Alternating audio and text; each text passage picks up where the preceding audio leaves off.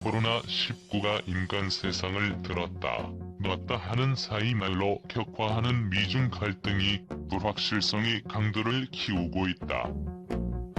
마이크 폼페이오 미국 국무장관이 지난 5월 27일 중국의 홍콩 보안법 제정 추진에 홍콩에 부여한 무역상의 특별 지위를 축소, 박탈하겠다고 경고했지만 중국은 이에 아랑곳하지 않고 다음날 열린 전국인민대표대회에서 홍콩 보안법을 제정했다.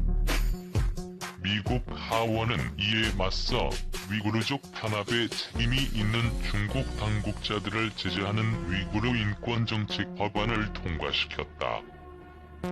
강력 반대에도 중국이 홍콩 보안법을 제정하자 도널드 트럼프 미국 대통령은 29일 관세, 무역, 비자 등에서 미국이 홍콩에 부여했던 특별 지위를 박탈하는 절차를 시작하겠다고 밝혔다.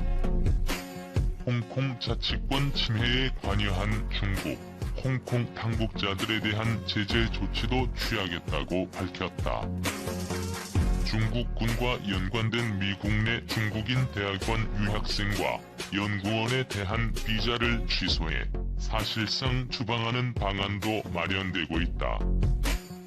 2018년 7월 도널드 트럼프 미국 대통령의 관세 폭탄 투하로 시작한 미중 갈등이 경제를 넘어 과학기술, 정치, 군사를 아우르는 전면적인 경쟁 양상으로 확대된 것이다. 지난해 12월 무역협상 1단계 합의로 잦아드는 듯했던 양국의 신경전이 트럼프의 코로나19 중국 책임론 제기와 홍콩 보안법 통과로 전례 없는 강도로 거칠어지고 있다. 이신화 고려대 정치외교학과 교수는 코로나19가 협력의 모멘텀이 될 수 있었음에도 오히려 더 강력한 갈등 구조로 바뀌게 됐다면서 있어본 적 없는 새로운 패권 경쟁으로 치닫고 있다고 말했다. 신흥 강국이 급성장해 기존 패권국의 지위를 위협할 때 생기는 대결 국면을 투키디데스의 함정이라고 부른다. 고대 그리스 시절 아테네와 스파르타의 전쟁 원인을 설명한 펠로폰네소스 전쟁사의 저자인 투키디데스의 이름에서 따온 말이다. 이런 대결 국면은 아테네와 스파르타처럼 체제가 다른 국가 사이에서 강렬하게 나타난다. 반면 20세기 초 패권 이행은 동일한 자유주의 이념을 가진 영국과 미국 간에 이루어졌다. 제1차 세계대전으로 힘을 소진한 영국을 대신해 미국은 패권국이 됐다. 그러나 미국은 고립주의를 택해 자유무역과 같은 옛 영국이 담당했던 글로벌 공공재를 제공하는 역할을 다하지 않았다. 그래서 결국 대공황과 제2차 세계대전의 한 원인을 제공했다. 여기서 새로 패권국이 된 국가가 능력은 이때 글로벌 질서를 구축하려는 의지가 부족해 위기가 발생한다는 캔들버거 함정이란 개념이 나왔다. 지금의 미중 패권 경쟁은 이와 달리 체제도 다른데다 서로 글로벌 질서를 이끌 지도력이나 역량이 없는 상황에서 자국만의 이익을 위해 패권을 놓고 격돌하고 있다. 이신화 교수는 중국이 경제면에서는 굉장한 힘을 갖게 됐지만 호감도나 매력 같은 소프트 파워의 측면에선 오히려 많이 힘을 잃고 있는 상황이라고 말했다. 미국 역시 비슷하다는 점에서 지금은 리더 국가가 부재한 지제로의 시대라는 말도 나온다. 중국의 국내 총생산 규모는 현재 미국 GDP의 65에서 70% 수준이다. 지금의 추세라면 향후 5에서 10년 이내에 중국이 GDP 규모 면에서 미국을 앞지를 것으로 예상된다. 지금이 아니면 중국을 견제할 기회는 다시 오지 않는다는 미국의 다급함과 관세와 수입 물량 등 숫자에서는 양보해도 국가 주도의 사회주의 경제 체제를 흔드는 요구엔 절대 응하지 않겠다는 중국의 결기가 곳곳에서 충돌하면서 세계 각국의 불안감을 안기고 있다. 한국으로선 코로나19와 경제, 정치적으로 의존도가 큰 양국 사이의 갈등이 야기한 복합적 위기를 헤쳐가야 하는 어려움을 안게 됐다. 미중 갈등은 단순한 무역 불균형이 원인이 아니라 패권 경쟁이라는 점에서 오는 11월 미국 대선의 결과와 상관없이 장기간 지속될 것으로 보인다. 배구열 연세대 정치외교학과 교수는 미중 갈등은 문지방을 넘어 다시 돌이키기 어려운 상황으로 가고 있다면서 헤게모니 이동은 피할 수 없어 보이나 중국 입장에선 5에서 10년 후에 왔으면 하는 충돌이 예상보다 빠르게 왔다고 말했다.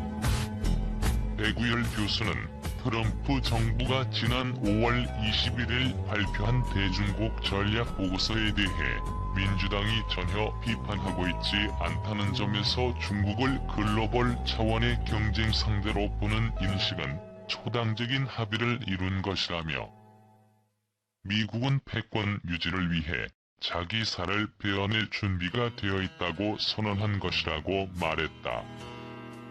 패권 국가 지위를 유지해 얻을 수 있는 장기적 이익을 위해 중단기적인 경제적 타격은 감수한다는 일견 모순적이고 역설적인 태도가 보인다고 설명했다.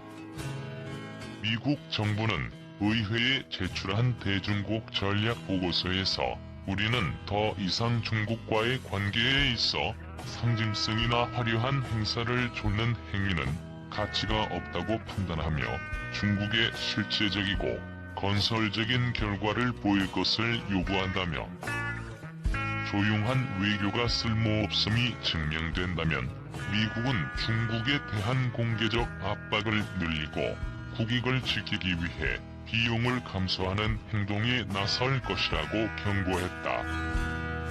미국 정부는 보고서에서 중국이 1979년 미국과 외교 관계 수립 이래 전 세계의 건설적이고 책임 있는 당사자로서 역할을 하기를 기대했지만 중국 공산당은 지금까지 경제, 정치, 군사적 역량을 확대하면서 미국의 핵심 국익뿐 아니라 자유롭고 개방적인 세계 질서를 자국에 유리하게 악용하고 있다고 밝혔다.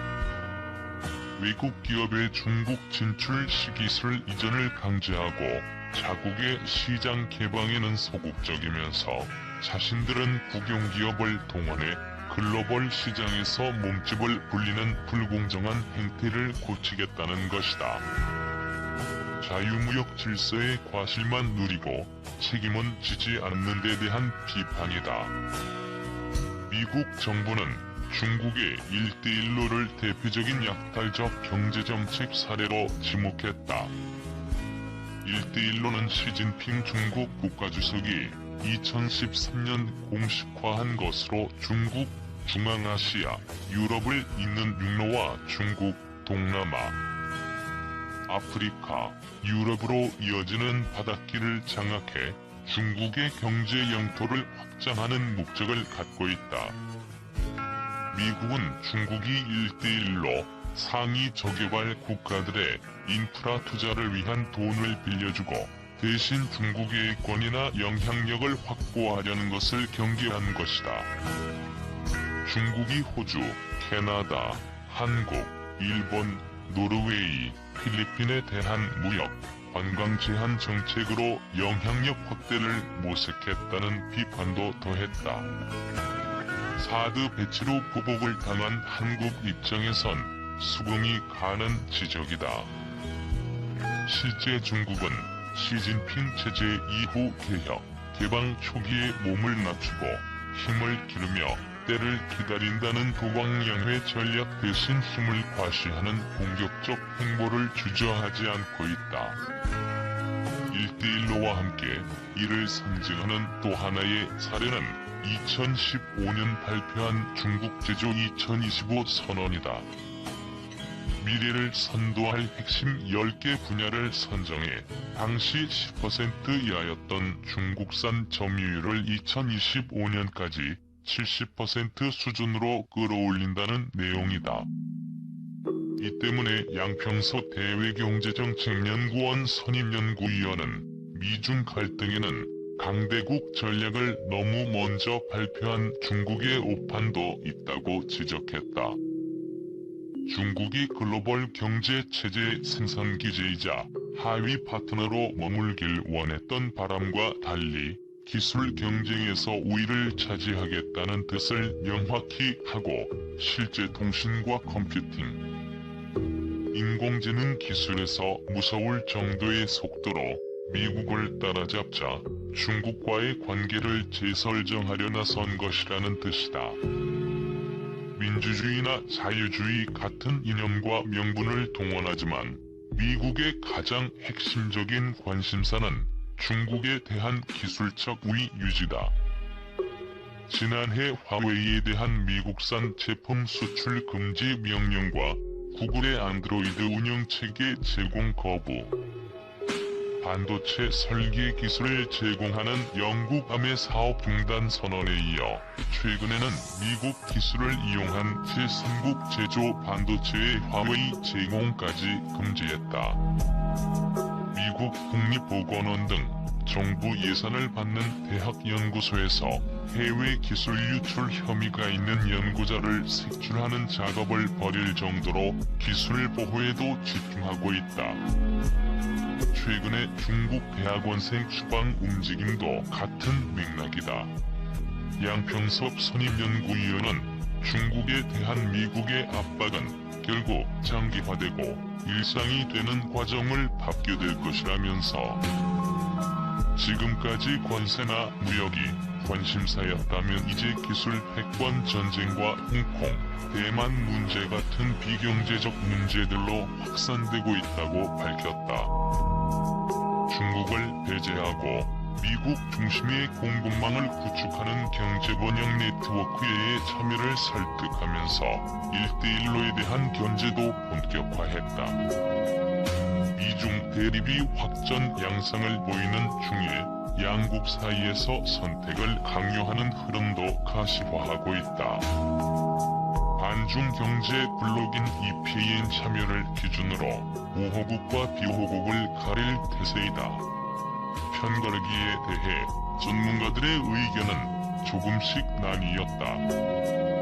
국제사회에서 통용될 수 있는 보편적인 원칙과 국가 간 연대를 통해 사안별로 대응하는 방식과 미국 중심의 경제 네트워크에 합류해야 한다는 방식으로 나뉘었다. 이신화 교수는 미국과의 관계가 소원해진다고 중국과의 관계가 좋아지진 않는다면서 지금의 한국을 잇게 한 근간이 한미동맹이었다는 점을 중국 측에 이해시키는 방식으로 분명히 태도를 밝혀야 한다고 말했다. 이 교수는 그러면서 미중 분쟁의 장기화에 대비해 독일을 비롯한 제조 강국, 우리와 비슷한 상황에 있는 캐나다 등 중견국 등과 타자주의를 강화해 생산기지와 시장을 다변화하는 것이 중요하다고 강조했다. 성태윤 연세대 경제학부 교수도 미국은 중국의 협조적인 국가와 기업을 배제하는 것도 고려하고 있다는 점에서 우리 입장에서는 불가피하게 미국 중심의 네트워크에 편입될 수밖에 없다면서 중국과의 관계를 끊는 것이 아니라 추가적인 협력체제 구축에는 유의해야 한다고 말했다. 반면 안유화 성균관대 중국대학원 교수는 글로벌 보편 가치를 원칙으로 삼아 대응해야 한다고 말했다. 안 교수는 미국에 줄 서야 하나 중국에 줄 서야 하나라는 선택적 사고 방식을 가져선 안 된다며 미국이 요구하더라도 그것이 글로벌 가치에 맞지 않으면 당당히 거부할 수 있어야 한다고 강조했다. 그는 중국 양회에서 데이터 중심의 미래 산업에 투자를 강화하겠다고 밝혔는데, 빅데이터, 인공지능 분야에 앞선 중국과의 협력은 한국 입장에서도 포기하기 어렵다면서 미래를 보는 지혜로운 접근이 필요하다고 말했다. 그는 미국의 홍콩 제재가 가시화할 경우 홍콩이 맡고 있는 동아시아 금융허브로서의 역할을 일정 부분 한국이 가져올 필요성도 있다고 말했다. 안 교수는 중국 기업과의 결제에서 달러 위안화 달러의 이중 결제를 하게 되면서 한국 기업은 환율 리스크에 2번 노출된다며, 위안화 원화 결제 시장이 확대될 여지가 크고 현재 위안화 원화 통화 수합 규모가 크다는 한국만의 장점을 살리면 동아시아 금융 강국으로 도약할 기회를 얻을 수도 있다고 말했다. 배구열 교수는 미중 중간에 낀 국가들은 로키로 가는 게 중요하다면서 대신 물밑에서 유럽과 동남아, 오세아니아, 인도 등과 연대하는 작업을 진행해야 한다고 말했다. 그는 한국 내에서 선택론을 부각하고 확대 재생산하는 것은 한국이 대응 전략을 짜는 데 방해가 될 뿐이라고 지적했다. 한미동맹은 군사동맹이고 중국과의 경제적 관계도 끊을 수 없는 만큼 한 나라를 선택한다는 전략보다는 산업별, 사안별로 대응해야 한다는 것이다. 백 교수는 유럽 국가들은 미국 편에 가깝긴 하나 미국의 영향력과 신뢰도는 트럼프 체제 이후 급격히 떨어진 상황이라며, 그렇다고 문명상 중국과 우호국이 될 수 없는 상황이라 이런 국가들과 다자간 혹은 3에서 4개국에 쏟아져 간 협력을 강화해야 한다고 말했다. 그는 이런 대응을 미중이 처음에는 고깝게 볼 수 있지만 계속 블록을 만들어 연결되어 있되 독립된 공간을 만드는 외교 전략이 필요하다는 데 정부 인사들도 동의하고 있다고 말했다. 코로나19에 대응한 국제적 연대와 협력을 명분으로 미중의 줄세우기 흐름을 피해갈 수도 있다. 강경화 외교장관이 지난 5월 28일 제7차 외교전략조정 통합분과회의에서 개방성, 투명성, 민주적 절차 원칙을 일관되게 견제하려고 노력해왔다라고 언급한 대목이나 과거로의 퇴보가 아닌 미래로의 전진을 위한 포스트 코로나 시대의 글로벌 연대를 다져나가야 한다고 말한 대목에서 원칙과 연대의 의미를 짐작할 수 있다. 전략적 모호성을 계속 가져가야 한다는 의견도 있다. 양평섭 미러는 친구로서의 미국과의 관계를 잘 유지하는 것과 시장으로서의 중국을 잘 활용하는 구분된 전략이 아직까진 필요해 보인다면서, 지금은 욕을 먹어도 전략적 모호성을 택해 실리를 취하는 것이 맞다고 말했다. 양 위원은 자기 편을 늘릴 생각이라면 미국과 중국의 전략도 바뀌어야 한다고 지적했다. 미중 1차 무역협상에서 중국은 향후 2년간 2천억 달러 이상의 미국산 제품과 서비스를 구매하기로 약속했다. 하지만 중국 시장 개방을 위한 조치들은 구체적으로 합의되지 않았다. 그는 중국이 제공하는 시장이나 공급망을 미국이 대체할 수 없다면 끊어내는 전략은 주변 나라의 동조를 받기 어렵다면서 중국 시장 개방을 통해